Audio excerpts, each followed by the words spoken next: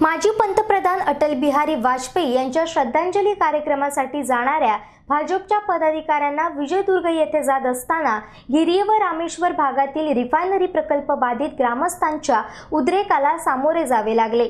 या घटनेनंतर जिल्हाध्यक्ष प्रमोद जठार यांनी पत्रकार परिषद घेत ग्रामस्थांवर गुन्हे दाखल करू नये असं आवाहन केलंय। रिफायनरी प्रकल्पाबाबत गिरिये रामेश्वर गावातील जनतेच्या भडकलेल्या भावना मी समजू शकतो। त्यांनी माझ्या गाड्या अडवल्या, ती माझीच जनता आहे, त्यांच्यावर पोलिसांनी गुन्हे दाखल करू नये असे आवाहन जिल्हाध्यक्ष प्रमोद जठार यांनी केले। यावेळी माजी आमदार अजित गोपटे, जयदेव कदम, संतोष किंजवडेकर, राजू जठार, सुभाष धुरी, रवींद्र तिर्लोटकर, नगरसेविका हर्षा ठाकूर आदी उपस्थित होते। आज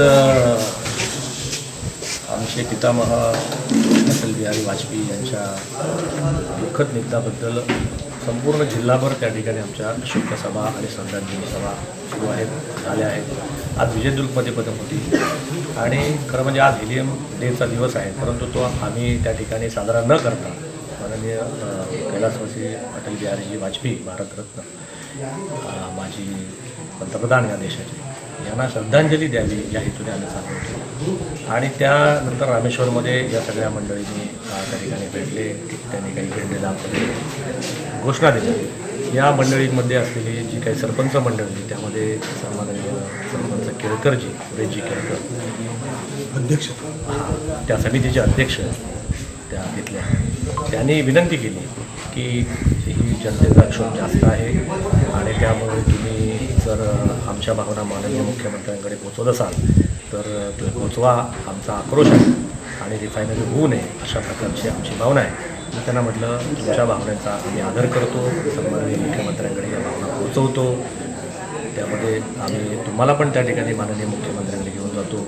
तुमच्या त्या ठिकाणच्या स्थानिक ग्रामपंचायतीमध्ये येऊनसुद्धा आम्ही तुमच्या भावना ऐकायला तयार आहोत, परंतु आम्ही श्रद्धांजलीच्या कार्यक्रमासाठी निघालेलो आहोत, तर कृपया आम्ही त्या ठिकाणी श्रद्धांजलीचा कार्यक्रम करूया। मग त्यांनी विनंती केली की याच ठिकाणी आपण श्रद्धांजली करू जनतेसोबत। त्यामुळे आम्ही ते लगेच मान्य केलं, कारण अटलजी हे जनतेचे होते आणि सगळ्या त्या ठिकाणी असलेले मोर्चेकरी हा एक मला वाटते एक निराळा असा प्रसंग आहे आणि यामुळे पोलीस मंडळी असतील, त्या ठिकाणी मोर्चेकरी असतील, आम्ही सगळे मंडळी, या सगळ्या मंडळींनी माननीय कैलासवासी अटल बिहारी वाजपेयी यांना श्रद्धांजली वाहिली।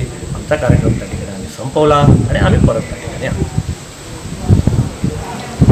की जनतेचा जो आक्रोश आहे, जनतेचा जे काही विनाशकारी प्रकल्प असेल, ह्या ग्रीन रिफायनरीला त्यांचा ऑब्जेक्शन आहे, या सगळ्या गोष्टी आपण दोन्ही पक्षामधली मंडळी ही लाभार्थी आहे सरकारची, त्यामुळे याने सरकारच्या समोर मांडावा आणि त्यांना सांगावं की बाबा हा विनाशकारी असेल। एक तर माननीय मुख्यमंत्र्यांना तुम्ही कन्व्हिन्स करा किंवा हा प्रकल्प होऊ नये, किंवा माननीय मुख्यमंत्री तुम्हाला कन्व्हिन्स करतील की हा प्रकल्प कसा व्हावा किंवा त्याच्यातल्या विनाशकारी ज्या गोष्टी आहेत त्या कशा टाळता येतील। मला वाटते असाच प्रकारचा हा तिढा या ठिकाणी संपू शकतो।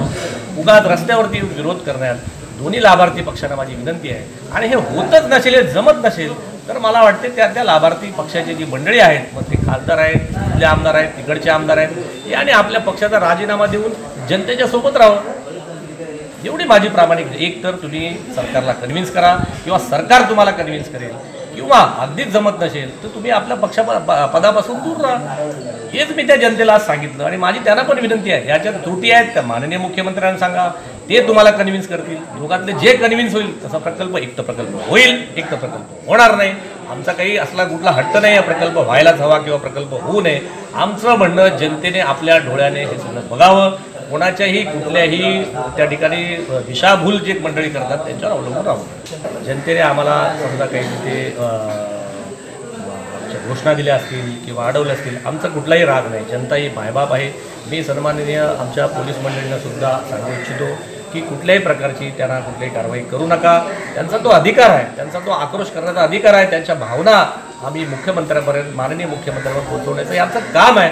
त्यामुळे जनता त्यांच्या जागेवर बरोबर आहे, यांनी जे जे सांगितलं ते आम्ही ऐकलं, आमच्या भावना पण त्यांनी ऐकल्या आणि अटल बिहारी वाजपेयीजींना त्या ठिकाणी श्रद्धांजली दिली। त्याबद्दल आम्ही सगळे त्यांचे आभारी आहोत। त्यांनी आमचा सन्मान केला, आम्ही त्यांचा सन्मान केला।